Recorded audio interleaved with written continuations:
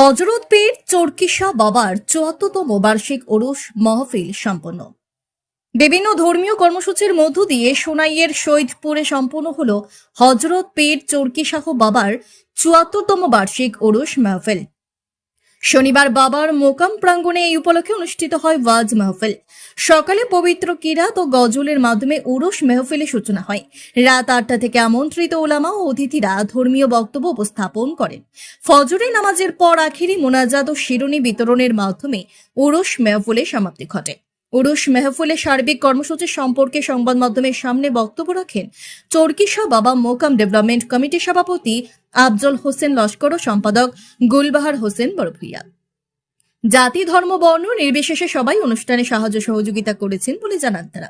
সংবাদ মাধ্যমের সাথে কথা বলার সময় উপস্থিত ছিলেন কমিটি সহ সভাপতি সাইনুল হক লস্কর, মাসাদুল হক মজুমদার, সাহারুল ইসলাম বড়ভূইয়া, নজরুল হক লস্কর, ফরিদ উদ্দিন বড়ভূইয়া, বোরহান উদ্দিন লস্কর সহ অন্যান্যরা।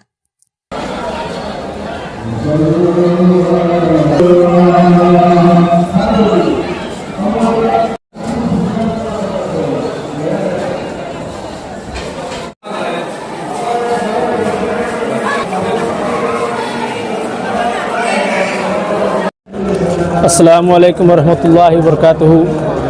সৈয়দপুর চতুর্থ খণ্ড হযরত পীর চরকিশা বাবার ৭৪তম উরুস মুবারক উপলক্ষে আজকে এখানে বিরাট অনুষ্ঠান সূচির আয়োজন করা হয়েছে।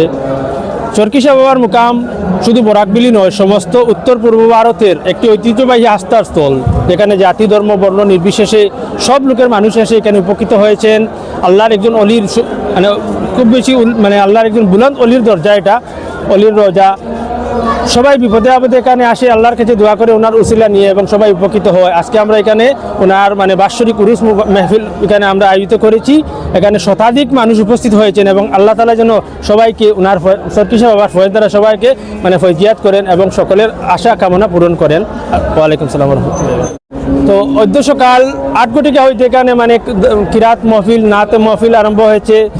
দুপুরে কোরআন খতম হয়েছে, মিলাদ মহফিল হয়েছে, খতমে খাতেগান হয়েছে এবং রাত্রি ৮টা হইতে এখানে ওয়াজ মাহফিল অনুষ্ঠিত হচ্ছে এবং চলছে এবং সকাল অবধি চলবে।